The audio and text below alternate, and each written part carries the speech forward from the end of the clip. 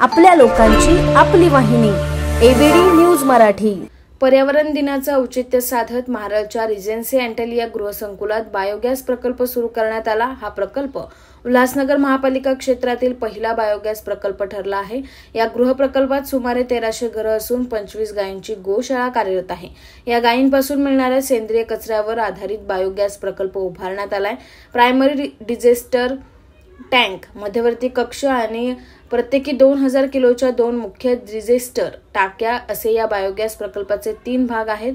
या प्रकल्पातून दररोज 250 घनमीटर मिथेन गॅस निर्माण होणार असून याचा उपयोग स्वयंपाकाच्या गॅससाठी, ऊर्जा निर्मितीसाठी केला जाणार असल्याची माहिती या प्रकल्पाची उभारणी करणारे अवनी कंपनीचे अजित कुटे यांनी दिली आहे।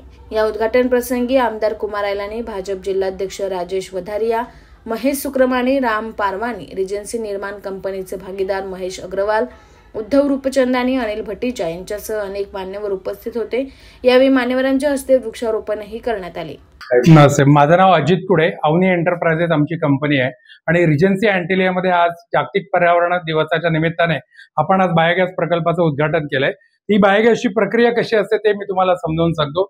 जो काही ओला कचरा हाऊसिंग कॉम्प्लेक्स मधून येईल त्याचं फायनल सेग्रिगेशन केलं जाणार, तो या क्रशरमध्ये बारीक होणार।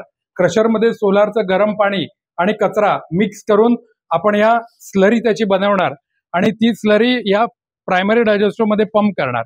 प्रायमरी डायजेस्टरमध्ये हवेच्या साह्याने या कचऱ्याचं विघटन केलं जातं।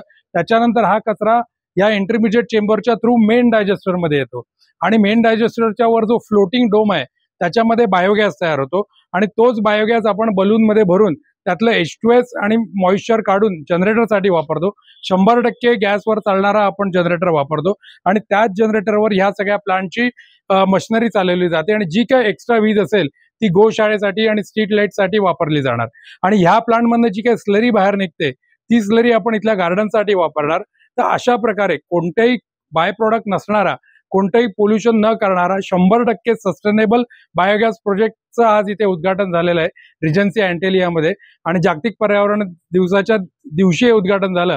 हा अतिशय एक चांगला योग जुळून आलाय आणि याचा सगळ्यात मोठा फायदा असा असतो की डम्पिंग ग्राउंडवर जो काही कचरा जाणार आहे तो आजपासून बंद होणार आहे आणि जो काही कचरा असणार आहे तो या 2 बंद टाक्यांमध्ये वर्षानुवर्ष आपण ट्रीट करू शकतो।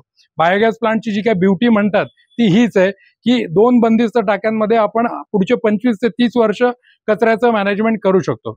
म्हणून सगळ्या हाऊसिंग कॉम्प्लेक्सने, सगळ्या मोठ्या सोसायटींनी, सगळ्या महापालिकांनी असे प्रोजेक्ट राबवले तर या पृथ्वीचं पर्यावरण आपण नक्कीच स्वच्छ आणि सुरक्षित ठेवू शकतो। ह्या आता जेवढ्या तुम्हाला सरांना 1 ते 1.5 मीटर वरती दिसत आहेत पण 3 मीटर या जमिनीच्या खाली आहेत आणि याची जी कपॅसिटी असते ती रिटेन्शन पिरियड नुसार ठरवली जाते की किती दिवस आपल्याला याच्यात ते स्लरी ठेवायचे, त्यानुसार याची कपॅसिटी डिसाईड केली जाते। आणि बऱ्याच जणांना वाटतं की या बायोगॅस प्रकल्पामध्ये स्फोट होतात, काही दुर्घटना होऊ शकते, पण ही जी काही टेक्नॉलॉजी याच्यात फ्लोटिंग डोम वापरलेला आहे, हा डोम आपण असा हाताने हलवू शकतो आणि जे काही एक्सेस गॅस होतो जर आपण वापरला नाही तर तो या वॉटर सील मधनं असा बाहेर येतो। त्यामुळे ह्या प्रकल्पात कोणत्याही प्रकारचा स्फोट किंवा दुर्घटना होण्याची शक्यता नसते। साधारण 200 ते 250 मीटर क्यूब रोजचा मिथेन गॅस तयार होणार आहे आणि 200 ते 250 युनिट्स इलेक्ट्रिसिटी आपल्याला दररोज मिळणार आहे की जी आपण रोजच्या रोज वापरू शकतो। फक्त याला रोजच्या रोज वापरावं लागतं, हा जास्त वेळ आपण स्टोअर करून नाही ठेवू शकत। हा बायोगॅस या डोम मधनं आपण ती जी समोर रूम बनवली आहे बलून रूम, त्या बलून रूम मध्ये जमा होणार। बलून मध्ये जमा झाल्यानंतर त्यातला जो H2S असतो, हायड्रोजन सल्फाइड आणि मॉइश्चर, हा बाजूला करून आपण तो गॅस जनरेटरसाठी वापरणार आणि त्याच जनरेटरवर ह्या प्लांटची सगळी मशिनरी चालणार। आणि जर हा प्रकल्प आपण मोठ्या प्रमाणात केला तर याच्यापासून आपण बायो CNG पण करू शकतो आणि तो गॅस आपण सिलेंडरमध्ये भरून एक तर हॉटेल इंडस्ट्रीला किंवा गाड्यांमध्ये वापरण्यासाठी देऊ शकतो। जर उल्हासनगर महापालिकेने असा मोठा प्रकल्प केला 25 टन किंवा 50 टनचा, 50 टन ओल्या कचऱ्यापासून रोजचा 2 टन CNG मिळू शकतो। पिंपरी चिंचवडला ऑलरेडी असा प्रोजेक्ट आमचा चालू आहे आणि तसाच प्रोजेक्ट आपण उल्हासनगरमध्ये पण करू शकतो। हम यहाँ के रिजन्सी निर्माण के रहवासी हैं सब। पहले हम उल्लासनगर में रहते थे, कचरे का बहुत ही तकलीफ, पूरा रास्तों में कचरा, सब बदबू और सब जगह तकलीफें, बीमारियां थी। रिजन्सी निर्माण में अभी ये कचरे से जो बायोगैस बना रहे हैं उसमें से एक तो कचरा हटेगा और जो ये गैस बनेगी उसमें से पावर बनेगा और ये बहुत ही हम ज़्यादा अच्छा फील करेंगे। और रीजेंसी निर्माण में जो बहुत हम टोटली जो हम इधर है बहुत ही एकदम सब फैसिलिटीज है, सब हम यहाँ खुश है एकदम। और ये नई नई बातें हर थोड़े थोड़े टाइम में देखते हैं, मारवाड़ी साहब हमारे करते रहते हैं, इसके लिए हम थोड़ा ताली बजाएंगे एकदम। साठी व जाहिरातीसाठी एव्हीडी न्यूज मराठीला संपर्क साधा। संपादक रेश्माताई दुधाने 9765529008 आणि 9370508280।